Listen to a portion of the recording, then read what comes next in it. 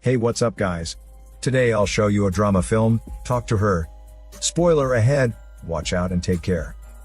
On stage, a woman wanders as if blind or dazed, and a man is standing behind her.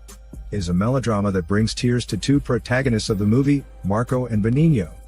In the audience, we see two men who are still strangers to each other at this point. Just by looking at each other, they know they have a story each to tell. Benigno is a male nurse who takes care of the comatose ballerina Alicia. Like any other day, Benigno massages Alicia's hands and tells her about his daily experiences. Even though Alicia is not able to respond, Benigno continues to talk to her as if she is perfectly normal. Marco is a journalist who cries easily, because he is easily overwhelmed by the beauty of those touching moments. One day, Marco chances upon Lydia at one of her television interviews. Lydia is at the height of her fame, the most famous matador in Spain.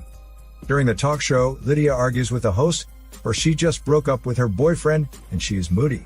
Intrigued by the female bullfighter, Marco asks permission from his boss to do a report on Lydia. So Marco finds his way into Lydia's performance. In the bull ring, Lydia, who is dressed in red, moves nimbly with the strong bull. Lydia's eyes are all on the bull, while Mark's eyes are all on Lydia. After the performance, Marco follows Lydia to the pub and invites her for an interview. At first, Lydia is not interested in doing a report for this boring journalist. Though she declines the invitation, Marco still sends her home and prepares to drive away. Unexpectedly, he hears Lydia's piercing screams after he just makes a U-turn. Moments later, Lydia suddenly runs out of her house and catches up with his car. She rushes into the car to tell him there is a snake at her house. Now Marco learns her secret. She is fearless about bulls but paralyzingly frightened of snakes. He calms her down and gets down his car to catch the snake. Afterward, Marco manages to capture the scary creature, but Lydia announces she will never be able to go back into that house again. So Marco gives her a ride to a hotel. What they have gone through makes Lydia think slightly better of the man. Out of appreciation, she agrees to do an interview for him. The next day, Marco fetches Lydia for the interview session. When they are on the topic of relationship, Lydia tells Marco that she is not going back to her house or touch anything within it. The snake aside, she also wants to forget about her ex-boyfriend, who has left many traces and marks in her life. A soft and understanding man, Marco knows why she makes such a choice. On the other hand, Benigno is helping Alicia with hair wash and haircut. The weather is getting warmer, so his female colleague suggests that he should do it quickly. But Benigno insists on trimming the girl's hair with patience and care. He wants Alicia to wake up and see she is beautiful and gracious as in the past. A few months pass by. Marco and Lydia are closer to each other than before. Over time, Marco's affection for Lydia grows. He is in love with this simple and resilient lady. This day, Lydia is going to have another contest. Changing into her gorgeous suit, she stands before the bull confidently. To her shock, the fighting bull is exceptionally fierce. As it rushes to the ring to attack her relentless, Lydia is soon knocked down, succumbed to her wound, and losing her consciousness. Marco runs to Lydia immediately and sends her to the hospital with the security guards. Unfortunately, she falls into a coma due to neurological damage to her brain. In the ward, Marco touches the medals Lydia always brings with herself. He is thrown back to the sweet time they once had on the riverbank when Lydia gave him a back hug. Now that Lydia has become a vegetable, he cannot help but feel really sad for her. He is so frustrated that he even sheds tears in his dream. One day, Marco walks past Alicia's ward, where he finds Benigno is taking care of her. He thinks of greeting him, and Benigno recognizes him at first sight. A devoted nurse, Benigno massages Alicia and tells her about Marco. Watching the interaction between Benigno and Alicia, Marco remembers that Lydia will not wake up again. Marco bottles up his feelings and bids farewell to Benigno. Shortly after he leaves, Alicia's father comes to visit his daughter. Father is a psychologist, and Benigno has consulted him regarding his own sexual inclination. When he sees Benigno massaging Alicia's thigh muscles, he worries that this nurse will harbor sinister intentions towards his daughter. So just to confirm he is gay, Father asks Benigno he likes men or women. Stunned by his question, Benigno answers that he likes a man, and has already got a partner. Father is finally relieved upon hearing his words, and tells him to take good care of Alicia. On a sunny afternoon, Marco discovers Benigno conducting a reading session with Alicia. He treats Alicia like a normal person, and talks to her constantly. Curious, Marco visits them and asks Benigno what happens between him and the patient. Benigno does not hide, but generously shares the story of his one-sided love. 4 years ago, when Benigno stood before the window of his house, he was able to see a dance studio opposite to him. Every day, a group of dancers gathered at the studio for practice. Alicia was one of the dancers to make it her daily routine. Benigno falls for the gracious and elegant Alicia, and could not have enough of watching her dance movements. Finally, the chance arrived for him to interact with her. Alicia dropped her wallet on the way back home, and Benigno picked it up for her.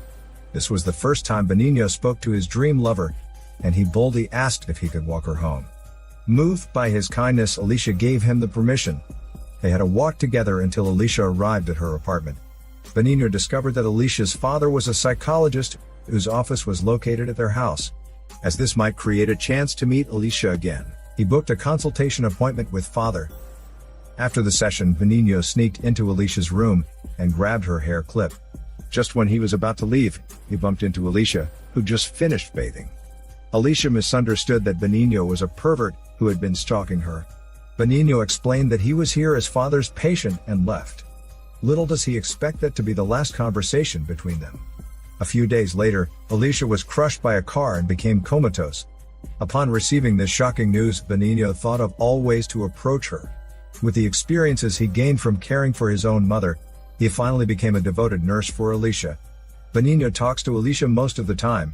When he learns that Alicia likes movies, he watches all the shows he thinks she would have liked and tells her about them. Marco thinks his efforts are futile because Alicia cannot hear or feel anything. But Benigno firmly believes that communication is important for Alicia.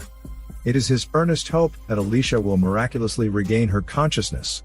Despite having conflicting views, friendship is forged between the two men, as they share the same fate. Marco and Benigno bring their ladies for a sunbath, when Marco reveals his own love story. Shortly after their romantic relationship comes into full bloom, Marco was invited to his ex-girlfriend's wedding. He was surprised to find Lydia showing up at the wedding hall. Lydia was moved to tears during the wedding ceremony, something which Marco did not fathom. He was led to think that Lydia was upset about him attending to his ex-girlfriend's matter. So he tried his best to reassure her that it was over. And he did not have to linger for the previous partner, but Lydia seemed to be deep in thoughts, and told him to sit down for a talk after her game. No one would expect her to fall into a coma state. The next day, when Marco visits Lydia, he finds Lydia's ex-boyfriend holding her hand and talking to her. To Marco's disbelief, the ex-boyfriend says that he and Lydia patched back 1 month prior to the match. Lydia planned to make it known to Marco at the wedding. Marco comes to realize that the tears Lydia had shed at the ceremony have nothing to do with him. Looking at the ex-boyfriend caring for Lydia and kissing on her hand, Marco has to acknowledge that he is the outsider. In torment, Marco decides to flee the city and tour around the world, so that he can finish his travel biography. Benigno gives his full support for the plan. Before the departure, the two men have a farewell dinner. Benigno tells Marco that he wants to get married to Alicia, but Marco thinks he is daydreaming. He awakens Benigno that his love is merely a monologue, and Alicia is totally unaware of his presence. However, Benigno rejects his advice, and insists on marrying his dream girl. Sometime later, the hospital finds out that Alicia is pregnant. As Benigno does not send in a report of Alicia's period, he is soon identified as the suspected culprit. In fact, it is Benigno who gives Alicia intimate massages and impregnates her. 8 months later, Marco reads from the newspaper that Lydia passes away. He wants to confirm it with Benigno, only to find him in prison for raping Alicia. Marco returns to the city immediately, and pays a visit to Benigno at the prison. It is hard for him to believe that Benigno has done such a thing to Alicia. Benigno does not defend himself, and he is full of concern for Alicia and the fetus. Love is blind, and Marco feels so helpless before such a desperate man. In order to pay the lawyer, Benigno rents his apartment to Marco. On the first day he moves in, Marco locates the window through which Benigno used to watch Alicia. To his surprise, as he looks at the dance studio, he finds Alicia smiling at the dancers. Alicia is miraculously awakened from her coma state.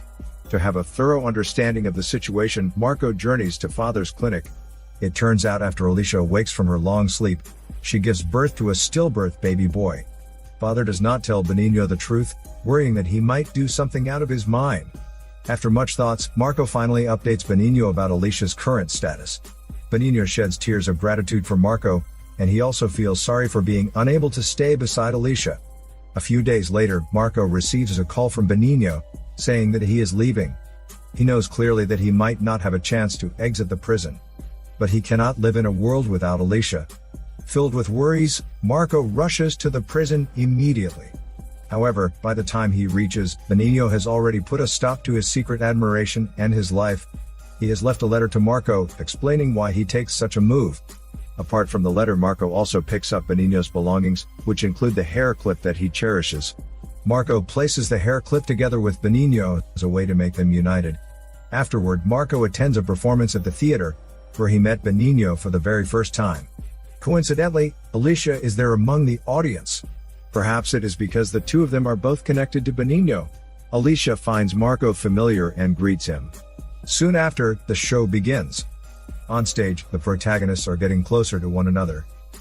In the audience, Marco and Alicia are sitting one row apart, enjoying the melodrama. This is Daniel CC Movie Channel. Peace out.